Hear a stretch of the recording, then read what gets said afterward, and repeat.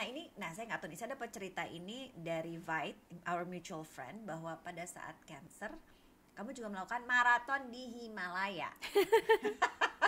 Tadi udah cerita kan seneng ya, maksudnya lari dan lain sebagainya. Nah tapi ini kejadiannya pas lari maraton itu tuh kapan ya waktu itu? Setelah berapa lama setelah divonis cancer?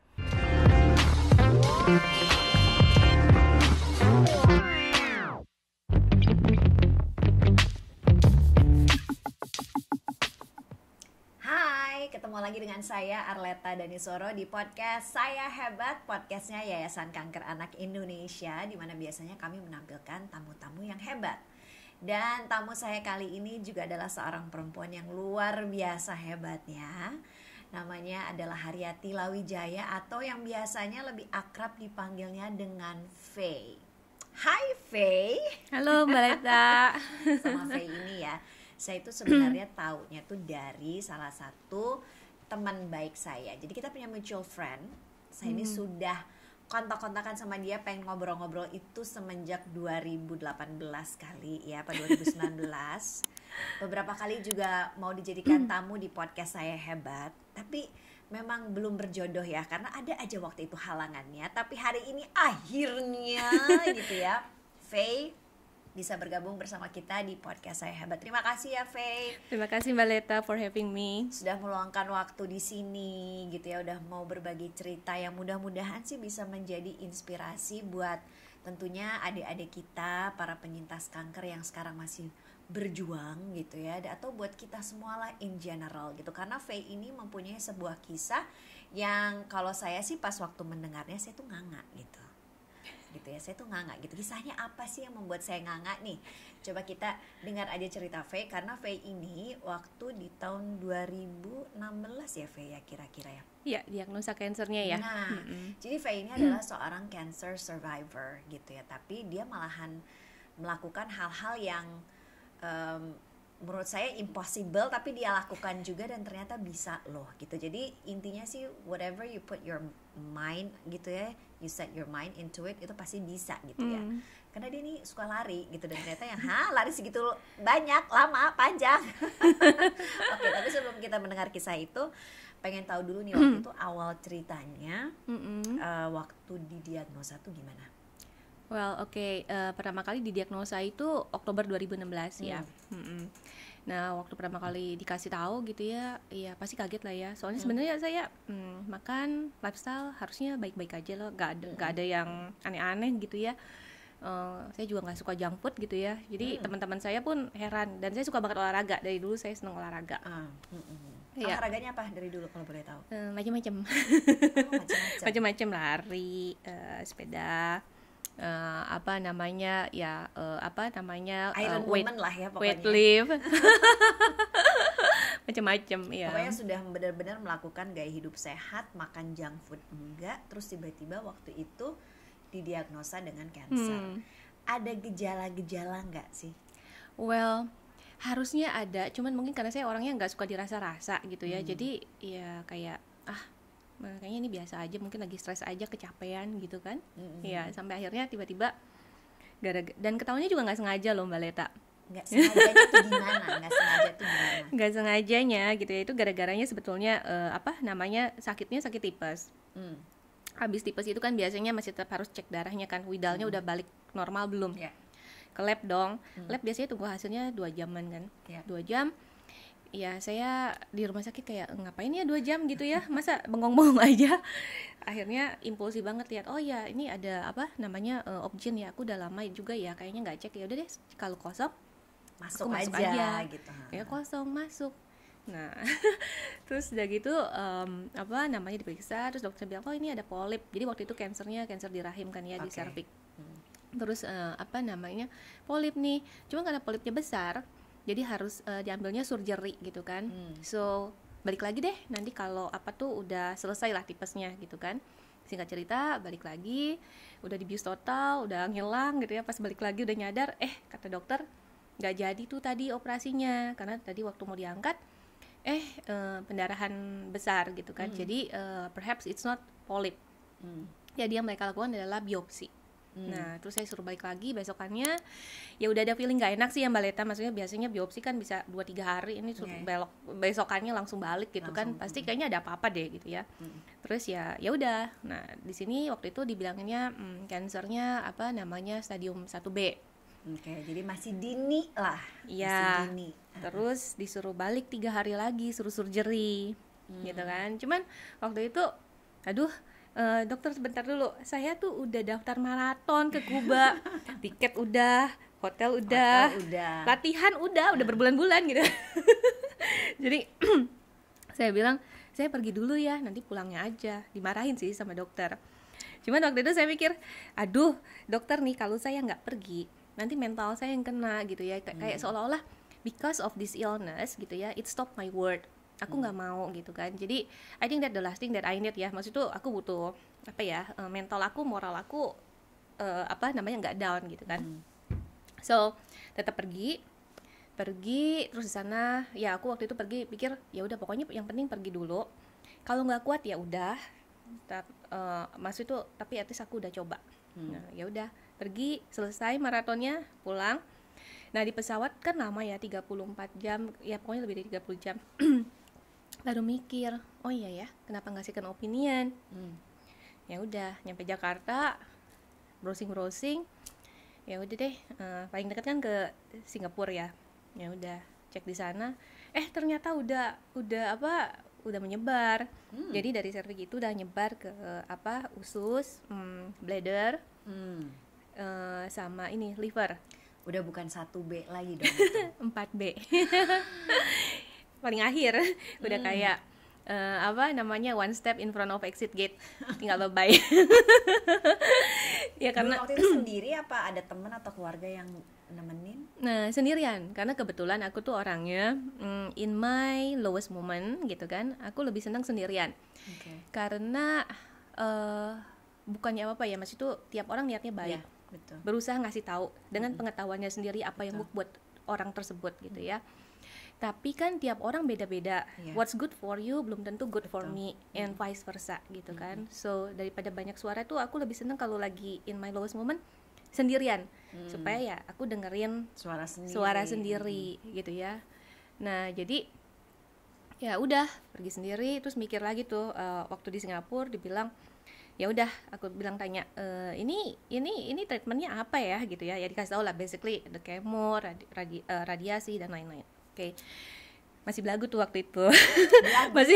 masih bilang gini, dokter, ke saya kayaknya kalau soal tahan sakit saya lumayan I'm good at that gitu ya. Jadi mungkin saya bukan tentang sakitnya, tapi saya mau tanya, ini kalau dengan semua treatment tadi gitu ya, impactnya seperti apa sih gitu ya. Aku nggak mau intinya hidup panjang tapi kayak orang-orangan gitu, nggak bisa ngapa-ngapain gitu ya. Saya sih pokoknya masih ingin kualitas hidupnya baik gitu. Betul, kan? I want to live my life to the fullest, even though mau sehari, 2 hari, seminggu, that's fine, daripada panjang tapi ya nggak bisa ngapa-ngapain gitu ya. I mean like ini kan gak ada yang benar, gak ada yang salah ya, tiap orang beda-beda gitu ya. Ada yang ya panjang, ada yang, kalau saya kan yang penting live my life to the fullest gitu ya. Karena buat saya hidup itu bukan tentang cuman bernafas, tapi juga terutama tentang gimana saya bisa belajar, bertumbuh, dan juga berkontribusi buat sekitar. Jadi kalau nggak bisa ngapa-ngapain ya I feel that I'm dead already gitu kan, nggak usah nunggu napasnya hilang. Nah terus dokternya ya bilang lah ya, dijelasin, wah terus mikir ini nggak ada hidup lagi nih gitu kan. Terus akhirnya saya bilang sama dokter, nggak deh dokter, thank you gitu kan.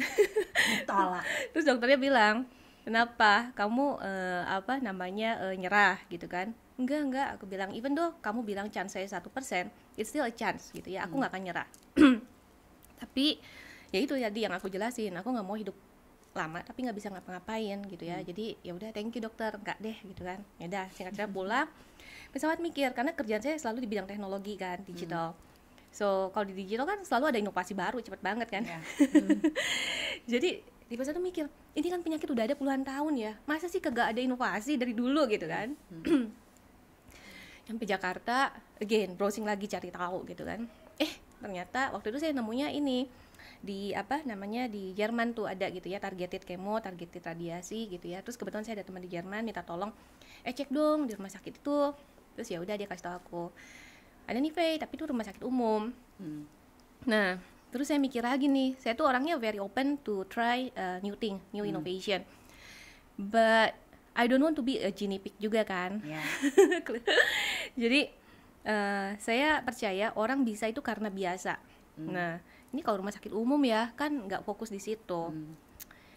Kayaknya aku cari deh rumah sakit lain yang lebih emang spesifik gitu iya fokus di cancer gitu ya, dan sering ngelakuin.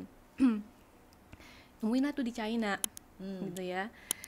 Ya waktu itu saya bilang kan sama teman saya, terus teman saya bilang, hah yakin katanya ya kan, ya well kan konotasinya selalu nggak gitu baik ya, karena banyak barang palsu apa segala macam gitu ya, padahal belum tentu juga gitu kan.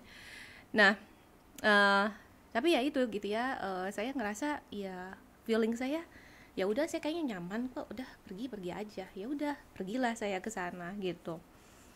Jadi waktu itu yang paling susah sih sebenarnya waktu itu ngomong sama family kan, karena saya anak paling besar.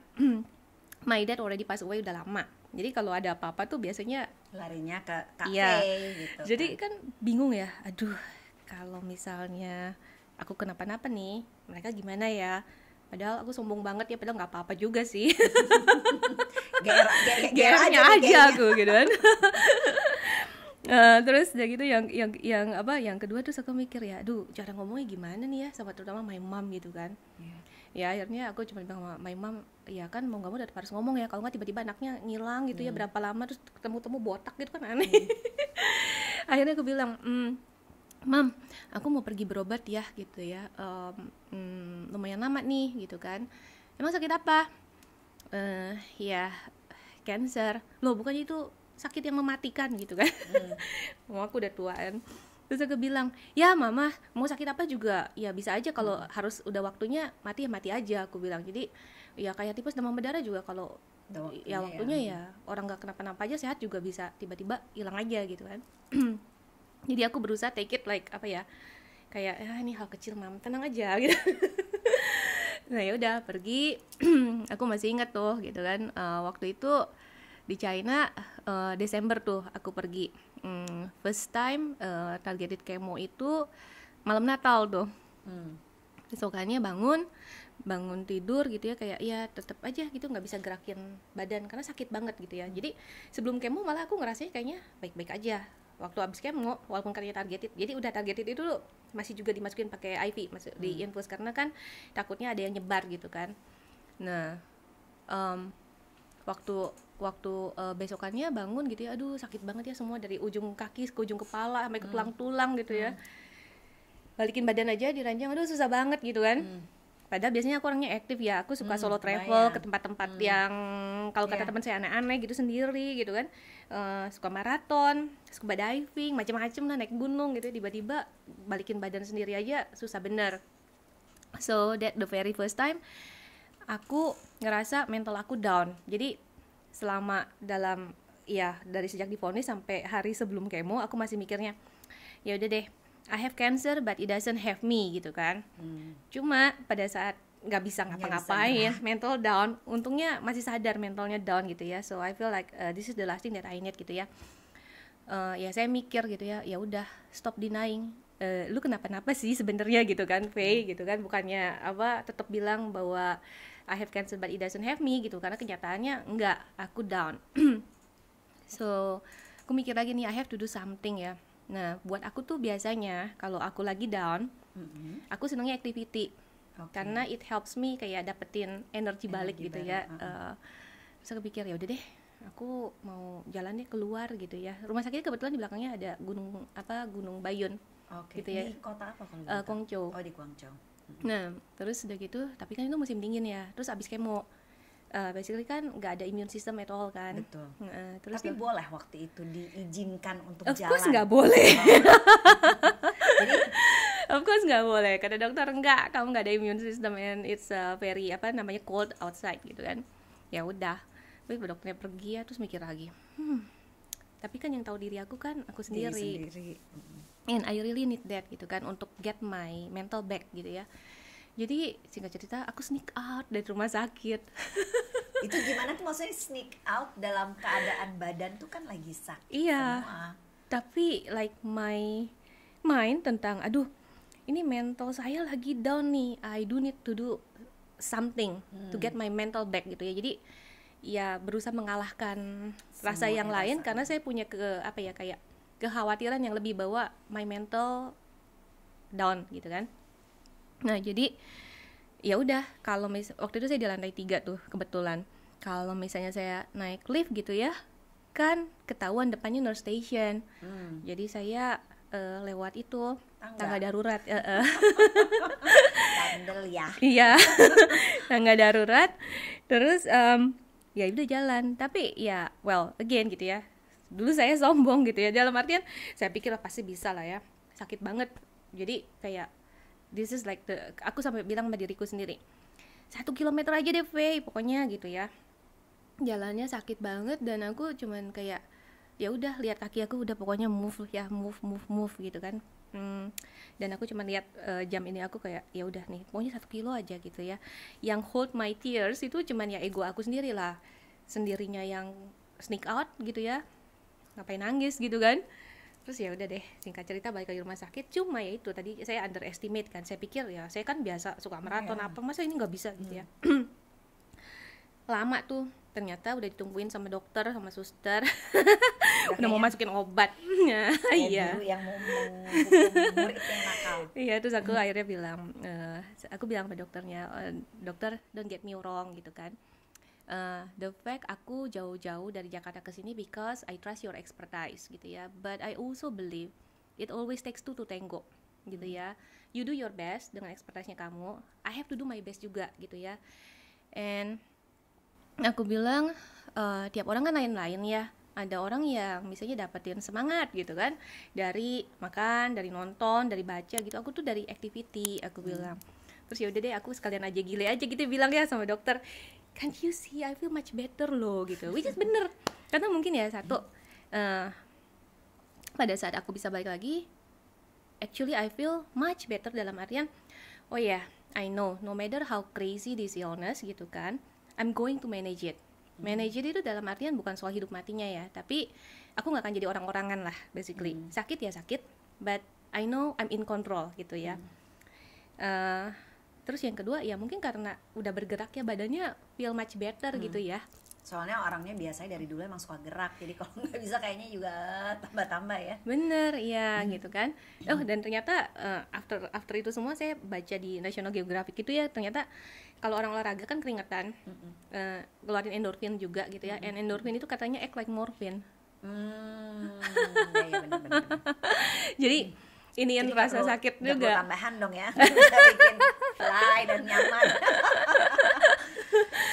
Dan ya itu seperti itu ya waktu di rumah sakit. And I think ya mungkin kalau orang waktu itu saya bilang di awal perjalanan sakitnya itu ya ngadepin yang kayak gitu semua gitu ya, tentunya berat banget ya biasanya, apalagi kayak aku orangnya aktif terus tiba-tiba kayak apa ya, aku ngerasa kayak kok tiba-tiba aku disable gitu loh seolah-olah gitu ya. Cuma dalam perjalanannya itu juga memaksa aku untuk belajar banyak tentang diri aku sendiri gitu ya. Jadi in a way jadi what did you learn about yourself? A lot. Dan itu membuat aku merasa sangat damai, sangat bahagia. So I'm very grateful, bukan karena kansernya, but actually Tuhan kasih aku kesempatan untuk memiliki pengalaman tersebut gitu kan. Karena mungkin kalau enggak ya aku tetap disconnected dengan myself. Jadi tadi belajar apa aja banyak gitu ya. Satu gitu kan, mungkin banyak banget, mungkin ada yang nggak kesebutin tapi yang aku ingat sekarang gitu ya. Kayak dulu aku ya take things for granted lah, orang aku bisa lari kemana semuanya mengandalkan diri sendiri gitu kan. Ceritanya dulu I'm a strong independent woman gitu kan, bisa ngapain sendiri. So in a way aku melupakan Tuhan dalam artian ya aku berdoa tapi kayak nggak like 100% sincerely, dalam artian let God be God gitu ya. Lebih kayak aku acting kayak Tuhan, pokoknya kalau aku mau ini pokoknya dengan segala usaha menuju ke sana gitu kan. Seolah-olah udah aku yang paling benar gitu kan, padahal ya mungkin apa yang aku pikir benar itu belum tentu yang terbaik gitu ya, because what I know sebagai bagus gitu ya, itu kan hanya based on my own experience, apa yang aku dengar, baca, lihat gitu ya. But itu kan cuma setitik dari the whole universe gitu kan. Jadi ada Tuhan yang lebih besar gitu. Jadi kalau ya yang penting udah harusnya gitu ya, saya terus belajar. Makanya tambah sakit itu juga banyak tesnya gitu ya. Kayak ya udah waktu itu saya mikir, oh iya ya saya tuh dulu kayak begitu ya. Terus aku mulai belajar tuh. Ya udah, I do my very best dalam perjalanannya. But saya berserah sama Tuhan untuk hasil akhirnya. Because whatever the end result pasti terbaik deh gitu kan. Walaupun mungkin gak sesuai dengan harapan saya, yang penting saya udah melakukan yang terbaik nih selama journey-nya, perjalanannya, sehingga saya gak punya regret gitu kan. Because I have done my very best dengan niat baik saya. Nah tadi ngomongin tentang take things for granted. Dulu mau kemana-mana sendiri bisa, tiba-tiba nggak bisa apa-apa, mau jalan 1 kilo aja, wah gila susah banget gitu kan. Terus aku berpikir, aduh aku nggak bersyukur ya dulu ya. Jadi waktu sama sakit itu gitu ya, kalau pagi-pagi bangun bisa bernafas, lihat matahari, wah terima kasih Tuhan dikasih kesempatan 1 hari. So instead of mikirin nanti gimana gitu ya, mikirannya ya udah hari ini udah ada 1 kesempatan, mau ngapain gitu loh. Jadi kayak lebih kayak ya connect dengan diri sendiri aja, apa yang ada saat ini ya saat ini gitu kan. Kadang-kadang kan kalau dulu suka worry ya, nanti gimana gitu ya, padahal belum tentu kejadian ya kan, cuman ada di pikiran kita. Betul, atau gitu ya terbebani dengan masa lalu gitu ya, mikirnya dulu gini atau gimana gitu ya. Tapi kalau waktu itu ya kayak ya udah lewat gitu loh, what is the point gitu ya, I only have today, tomorrow I don't know. Ngapain dipakai sama aku mikirin yang gak akan ngubah apa-apa kan gitu loh. Iya, paham. Jadi kalau misalnya singkatnya mungkin bisa dibilang kejadian ini atau pengalaman ini jadi membuat Faye lebih dekat juga ya sama yang the Almighty. Bener banget. Dan itu yang bikin jadi kayaknya happy, bisa berdamai dengan diri sendiri gitu ya. Jadi kalau bisa aku ceritain gitu, kalau aku share di sini. Dulu kayaknya aku ngelihat aku baru sadar gitu ya, kalau selama ini sebenarnya aku kenapa-napa, tapi selalu in denial, bilang aku baik-baik aja kok. Aku punya karir baik, aku bisa ngapa-ngapain sendiri, aku nggak harus bergantung sama orang. Dulu mikirnya gitu kan.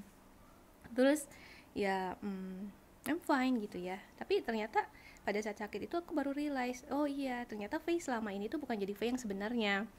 Tapi iya berusaha menjadi orang lain yang aku pikir akan diterima orang. So actually waktu aku kecil, ini kayak apa ya, lebih mungkin karena tradition, culture gitu ya, in the family, bahwa anak perempuan itu nggak mungkin sebaik anak laki-laki. Nah lagi kecil nggak terima dong, kayak nggak bilang apa-apa tapi nggak terima. Aku juga bisa kok, I can be as good as son gitu kan. Nah jadi I try dan kenapa sih di orang-orang itu di culture itu berpikir bahwa anak laki-laki lebih hebat daripada anak perempuan gitu ya. Ukurannya kan selalu suksesnya itu adalah material things, ya kan.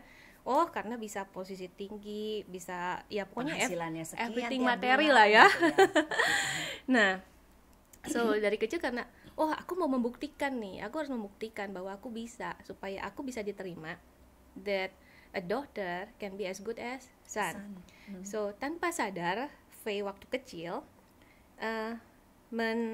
memisahkan diri dengan dirinya yang sebenarnya. Karena kalau Faye yang kayak begitu ternyata nggak di-accept. So I don't like myself berarti kan.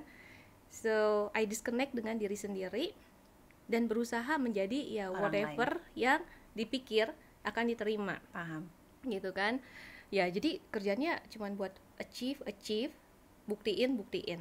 Tapi waktu sakit then I realize, aku udah achieve A, B, C, D, E gitu ya. Seneng gak? Seneng. Berterima kasih sama Tuhan gak? Banget gitu ya. Without kemurahan Tuhan gak mungkin juga mau usahanya kayak apapun. Tapi sekarang sakit kayak gini nih gitu ya. ya basically bisa dipanggil kapan aja. Emang dengan semua achievement itu aku bisa nawar apa? Emang bisa kabur? Can I manage it? Enggak kan? So I realize bahwa ya makin realize, oh iya ya, aku selama ini acting kayak Tuhan, aku bukan Tuhan loh gitu kan. Nah, so tadi balik lagi, I disconnect dengan diri sendiri gitu kan. Terus waktu sakit itu aku baru ngerasa, oh iya ya, actually aku membuang diriku yang sebenarnya gitu ya. Dan logically, how can I be accepted by others if I don't even accept myself gitu kan. So I learned so much about self love gitu kan, tentang ya menerima diri sendiri dengan segala kegilaannya dan kekurangannya gitu kan. That's fine gitu loh. Dan aku realize gitu ya, makanya aku ada satu juga, aku tulis buku Masterpiece in the Making gitu ya. Sebenarnya Tuhan itu kan maestronya ya, nggak mungkin create sesuatu yang jelek, nggak mungkin ada produk cacat gitu ya. Semua dengan plus minusnya, ada tujuannya. Kayak contohnya main bola gitu ya, ada 11 orang kan. Kalau semuanya kiper, ya nggak jadi apa-apa dong. Kalau semuanya penyerang, ya nggak jadi apa-apa juga gitu kan. Semua ada role-nya masing-masing gitu ya. Dan with masing-masing role itu tentunya punya plus minusnya sendiri-sendiri gitu ya. Jadi I have to be grateful gitu kan. Oh dah nih, Tuhan kasih si V itu ini, dan harusnya V itu ya jadi V yang sebenarnya karena udah ada purpose-nya. If I become V yang KW gitu ya, bukan yang original, then how can I deliver my purpose? Aku ada di sini gitu kan. So ya di situ saya mulai berpikir, ya so what, emang aku kurangnya di sini, emang aku banyak imperfectionnya, but every others juga sama gitu kan. And it's not because Tuhan nggak sayang sama saya, but it's actually, kebayangkan kalau dikasih semuanya perfect, pasti saya orang sombong banget dan akan bosan banget karena nggak belajar apa-apa lagi gitu kan. So di situ saya belajar banyak tentang self love, dan juga saya belajar satu hal, tadi kan saya ada nyebut kalau dulu saya harus achieve gitu ya, karena it give me like kayak mask gitu ya, bahwa actually I'm powerful gitu kan, nggak lemah gitu kan, karena kan asosiasinya dulu kalau perempuan selalu lemah gitu kan. Tapi terus saya realize, oh iya ya, the more I try to mask myself dengan achievement itu, actually when I try to be kayak kelihatan powerful, actually itu aku powerless. The more I try to be powerful, actually the more powerless I am at that time gitu kan. Dan pada saat saya bisa menerima diri saya padanya dengan semua imperfection ya gitu ya, dan santai aja gitu ya, nggak kenapa-napa, bodoh amat orang mau mikir apa gitu kan. That's actually the most powerful time gitu ya, dari diri aku sendiri gitu kan. So ternyata tentang, dan itu redefine gitu ya, definisi dari strong independent woman dalam kepala aku. So kalau dulu kan harusnya kayak achieve, nggak kalah sama cowok gitu kan. Now it's not kayak begitu gitu kan, tapi lebih ke arah ya just be myself, ya kan, dare to be myself, dare to be me gitu kan. Jadi ya itu semua ternyata membawa buat saya it's blessing, karena saya hidupnya jadinya lebih ringan, lebih peaceful, lebih carefree gitu kan, lebih carefree gitu, jadinya santai aja gitu, nggak perlu mikir ini itu, karena kayaknya memang nggak usah V aja, kayaknya banyak juga dari diri kita kebanyakan itu punya pikiran-pikiran, asumsi-asumsi, dan menurut kita orang lain berpikiran begitu padahal belum tentu juga, dan itu yang biasanya membebani diri kita sehingga tidak menjadi diri sendiri gitu ya. Kisahnya Faye ini tuh mirip sebuah kisah, ada juga yang namanya Anita Murjani, pernah dengar? Kayaknya pernah dengar ya. Anita Murjani adalah juga seorang perempuan, dia adalah cancer survivor, dia tuh sudah hampir meninggal, dia tinggal tulang belulang gitu ya.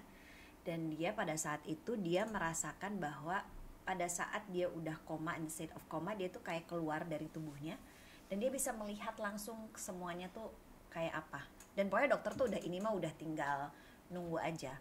Tapi dilalah dia malahan dia jadi surprising, dokternya juga kaget waktu di Hong Kong karena dia ternyata tiba-tiba bisa hidup kembali dan dia sembuh. Padahal itu yang udah tulang dan dia tuh dan ternyata sama gitu, karena dia menyadari why I have this cancer. Karena saya itu sama, I was trying to be somebody else. Dia sebagai orang India tapi berada di lingkungan orang kulit putih gitu ya, sementara keluarganya tetap menginginkan dia sebagai perempuan yang harusnya biasa India, nikah ini dan lain sebagainya. Sementara dia tidak merasa seperti itu. Jadi dia harus kayak suppress yes, dirinya. Betul, dan dia memakai topeng sebagai orang lain dan dia tidak bisa menjadi diri sendiri dan tidak bahagia. Jadi sekarang dia juga banyak dia pas waktu Faye tadi cerita itu dia ya memang itu menjadi diri sendiri itu sangatlah penting gitu ya. Dan ya kita harus bisa nerima semua imperfection. Jadi dia yang sekarang udah coba hidup bahagia gitu, dia bilang gitu kan, hidup bahagia. Dan tadi Faye bilang juga bahwa dare to do what I want to do dengan segala kegilaan. Nah, salah satu kegilaan yang dia lakukan juga adalah saya nggak tahu nih, saya dapat cerita ini dari Vite, our mutual friend, bahwa pada saat cancer kamu juga melakukan maraton di Himalaya. Dan dia udah cerita kan seneng ya, maksudnya lari dan lain sebagainya. Nah tapi ini kejadiannya pas lari maraton itu tuh kapan ya waktu itu? Setelah berapa lama setelah divonis cancer? Iya, itu sebetulnya cerita yang gimana ya, bisa dibilang kalau buat aku miraculous gitu ya. Jadi tadi kan aku ada sempat cerita tuh di depan aku mau lari ke Kuba tadinya. Jadi after Kuba tuh sebenarnya aku udah register untuk lari di Bhutan Himalaya gitu ya, full marathon 42,195 kilo. Nah itu harusnya Maret 2017. Oke. Tapi ternyata Maret 2017 apa boleh buat, aku sedang di kemo. Oke. Itu yang waktu masih di Guangzhou itu masih kan? Di Guangzhou ya. Terus udah gitu entah kenapa pula gitu ya, aku bisa kirim email ke panitianya bilang intinya sorry aku nggak bisa join this time karena aku sakit, but I will join next year. Padahal waktu itu dokter bilang yakin banget ya I will join next year. Entah kenapa loh aku bisa yakin gitu. Kalau dipikir pakai logik, kok dulu aku pede banget ya. Kalau aku baca lagi emailnya, gila ya dulu aku pede banget ya, based on apa ya aku bilang gitu ya. But ya aku bilang next year ya aku join gitu kan. Terus ya udah gitu kan, aku udah nggak mikirin lagi. Terus ternyata Juni 2017 itu kan dibilanginnya clear gitu kan. Oke, sebelum clear itu 2017, jadi waktu itu berapa cycle kemonya dan berapa lama tuh pengobatannya? Itu kemonya aku 6 cycle. Jadi aku kan mulainya di Desember ya, terus Desember 2016 sampein ke Mei gitu kan. Terus Juni awal gitu ya, aku sampai masih inget tanggalnya 1 Juni aku PET CT dan semua tes. Tanggal 3 Juni dipanggil sama dokternya, clean. Terus aku pikir wah jangan-jangan aku halu nih, salah denger kebanyakan obat kemo, halusinasi gitu kan. Aku nanya sampai berkali-kali, terus dokternya bilang iya clean gitu kan. Nah itu 3 Juni gitu ya, dan itu kayak aku ngerasa Tuhan kasih aku hidup kedua, karena kan actually my birthday June 7. Jadi kayak literally reborn gitu kan. Kayak wow gitu ya. Oh ya tadi aku belum sempat cerita juga gitu ya, waktu itu pertama kali waktu pas ya udah dokter bilang clean gitu ya, aku pertama-tama tuh yang aku ingat adalah jadi ada satu waktu di April 2017 actually aku ngalamin near death experience juga gitu kan. Iya, jadi sudah nyaris inilah ya berjalan gitu kan.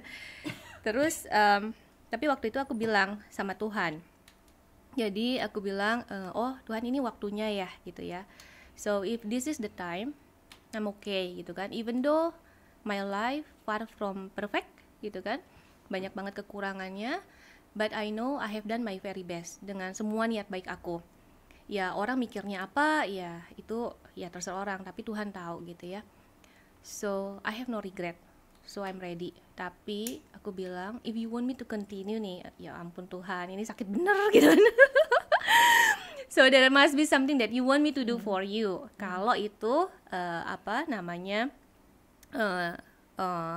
tujuannya, aku bilang, then please give me strength, hold my hand and show me the way gitu ya. Dan ngomong itu tuh kayak ngerasa damai banget.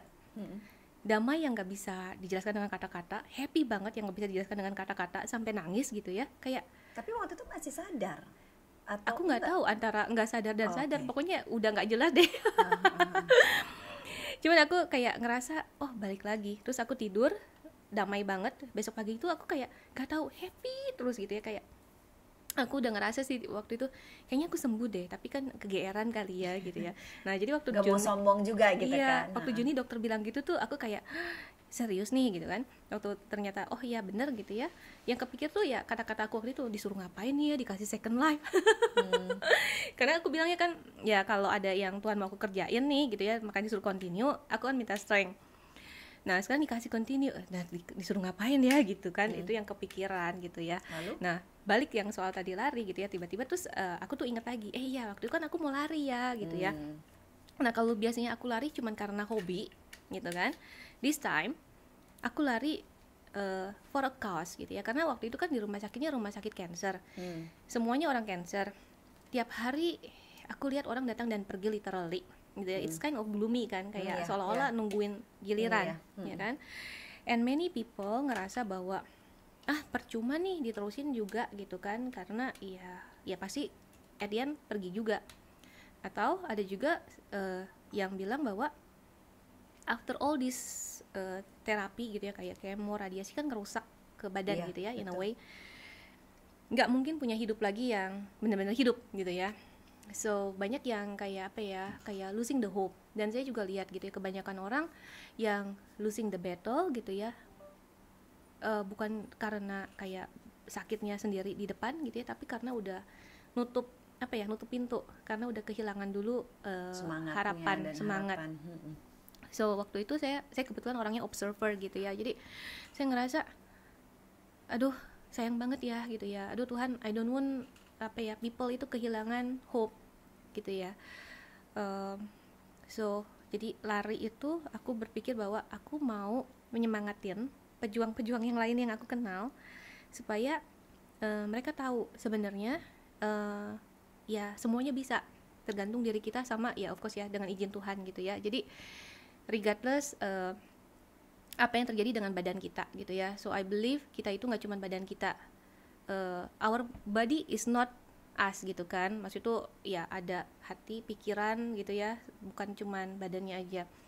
And there is a bigger us inside that actually could help us to win any battle that we need to win gitu kan, sepanjang kitanya nggak kehilangan harapan. So ya udah, singkat cerita saya teringat, oh ya saya mau lari lagi tuh di sana di Bhutan, di Himalaya, kan itu dalam checklist saya gitu kan.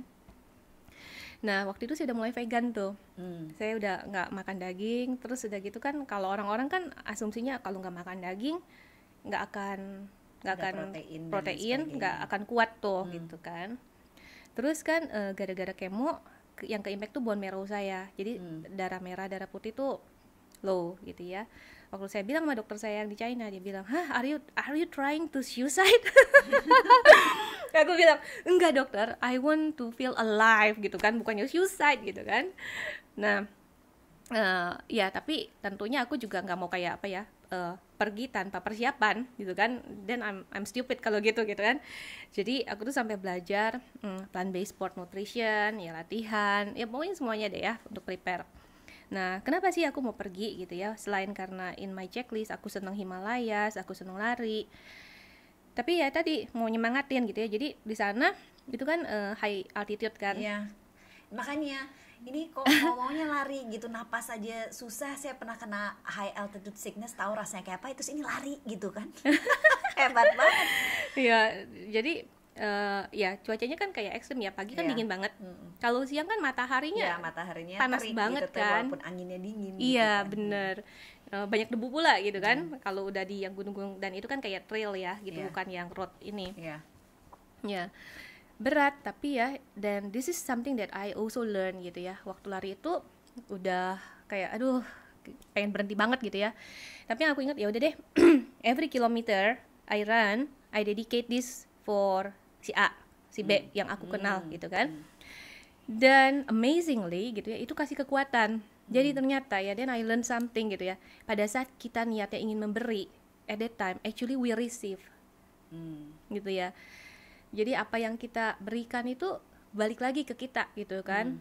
Dan even more, karena seneng ya bisa apa namanya, bukan soal achieving untuk diri sendiri, tapi tuh untuk orang lain, menyemangati yang lain, bahwa ya semua juga bisa gitu kan, yang penting jangan kehilangan harapan.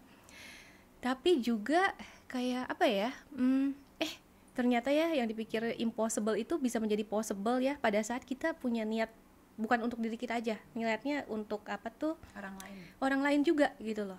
So kurang lebih seperti itu kegilaan yang tadi dibilang. Tapi sebenarnya nggak gila sih ya. What is gila anyway? What is gila anyway? Kondisinya udah dikatakan oke, bersih, terus dan kan maksudnya belum lama gitu ya kan, itu kan harus regain lagi gitu ya, maksudnya menurut saya sih luar biasa gitu ya. Orang biasa aja kayak misalnya kalau kita dalam keadaan sehat walafiat aja belum tentu bisa lo lari sekian banyak, karena itu nafasnya itu kalau udah di apa ketinggian tuh nggak enak. Cepet ngos-ngosan gitu ya. Tapi kalau Faye ini dia mampu. Jadi waktu itu menyelesaikan selesai 42 kilo Selesai dalam jangka waktu berapa lama? Itu lumayan lama sih, karena trail dan juga lututnya cedera. Sekitar hampir 6 jam sih itu. Wow, nyaris 6 jam, oke. Dan rasanya gimana tuh begitu menyelesaikan dan akhirnya bisa memberi juga buat sekian tiap, sekilo itu kan 42 berarti udah banyak banget tuh ya kayaknya yang diberi semangat kepada orang-orang. Pas udah selesai I feel so gratitude, maksudnya grateful ya, karena aduh Tuhan baik banget ya sama aku gitu ya.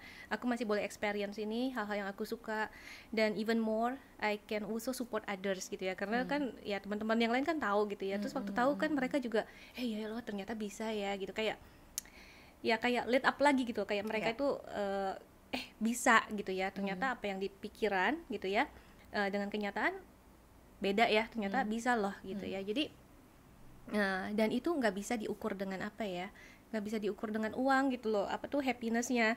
Kan kalau orang suka mikirnya happiness itu kalau misalnya punya uangnya banyak apa gitu ya.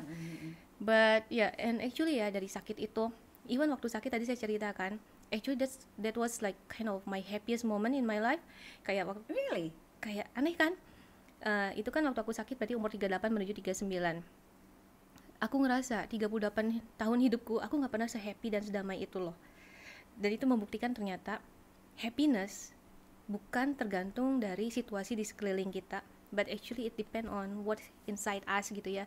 Jadi ternyata pada saat saya bisa berdamai dengan diri sendiri, menerima diri sendiri apa adanya, it's like that happiness gitu ya. Dan orang kan suka nanya, Faye, menurut lo ya bisa sembuh gara-gara apa?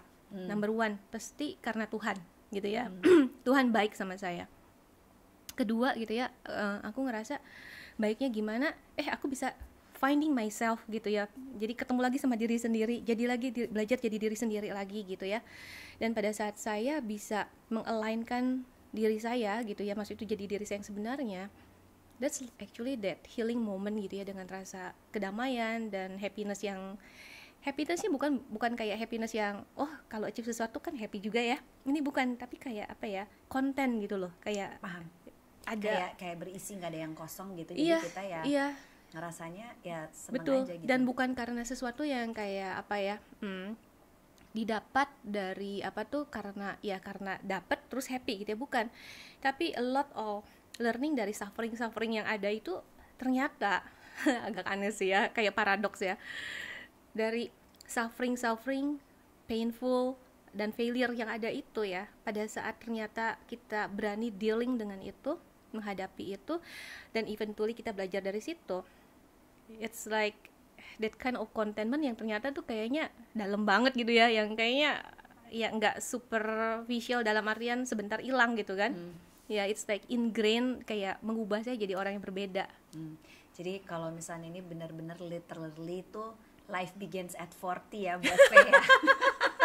Karena pada saat 38, 39 mengalami sesuatu yang mengubah hidupnya, terus udah gitu pernah juga near death experience dan mendapatkan pengalaman yang baru sehingga rasanya lebih hidup lagi, hidupnya dengan jauh lebih bermakna. Ini jadi pertanyaan terakhir ya, dan mungkin ini bisa jadi jawabannya panjang nih dari Faye, karena aku senang banget ternyata orangnya bercerita gitu ya.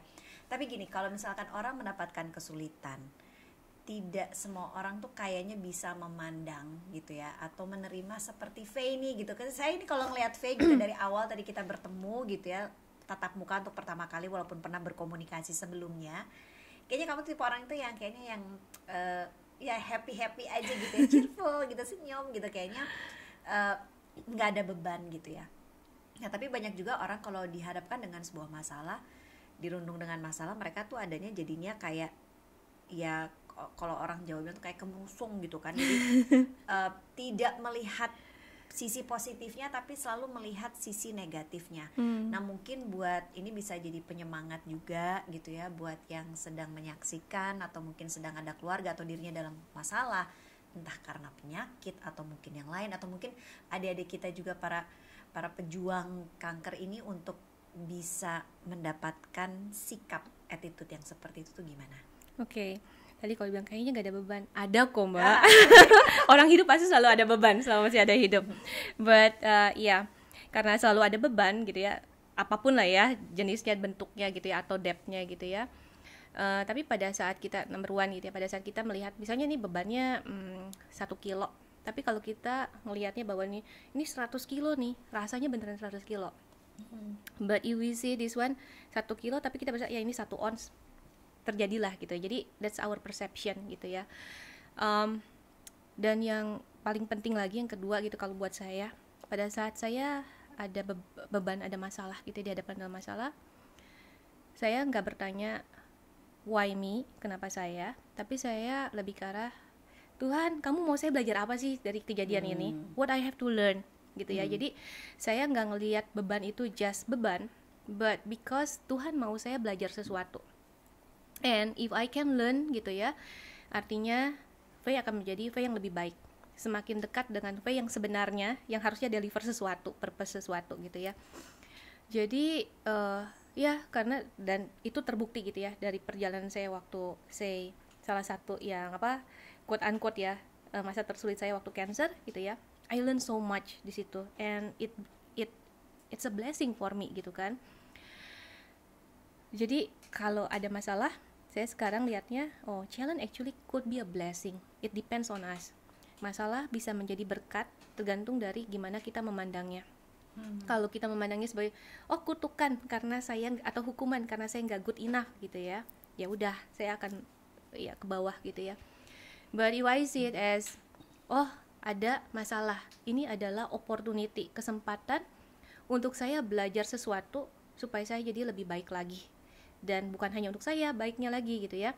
Karena yang tadi saya bilang di depan, pada saat kita dilahirkan pasti ada purpose untuk sekitar kita. Pada saat kita jadi lebih baik, pasti saya juga akan bisa deliver the purpose, serve others dengan lebih baik lagi juga gitu ya. Jadi karena ngelihat seperti itu, jadi tetap semangat. Jadi walaupun susah ya, I'm just human being, kadang-kadang juga pasti ya dihadapkan masalah, ada kesel, ada sad gitu ya. Tapi ya diakuin aja, ya aku sad gitu ya, aku kecewa gitu ya.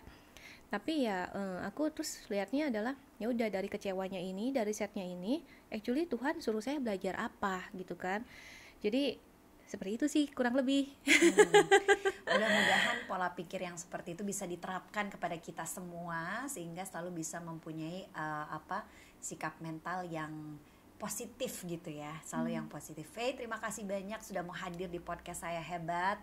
Cerita Faye ini luar biasa dan mudah-mudahan bisa menjadi inspirasi bagi kita semua, dan semoga terusan sehat dan clear gitu ya Faye. Terima kasih banyak. Dan mungkin sebelum kita pamit, ada yang mau disampaikan buat adik-adik para pejuang kanker, silahkan. Ya. Pesan dari saya, tetap semangat apapun yang terjadi gitu ya. Semua yang terjadi pasti ada tujuannya, ada maksudnya, dan itu pasti sesuatu yang baik untuk kita dan juga untuk sekitar kita, sepanjang kita nggak menyerah melakukan yang terbaik yang bisa kita lakukan. Oke, terima kasih. Itu pesan dari Kak Faye. Mudah-mudahan bisa sehat 100% seperti Kak Faye sekarang, dan tetap melakukan aktivitas. Kalau mau lari ya silakan. Saya emang nggak kayak gitu. Untuk makan enak aja deh. Faye, terima kasih banyak ya. Sama-sama Mbak Leta, terima kasih. Terima kasih banyak yang sudah menyaksikan podcast Saya Hebat bersama tamu saya kali ini Faye, dan saksikan podcast Saya Hebat yang lainnya dengan tamu-tamu yang tentunya inspiratif. Sampai jumpa.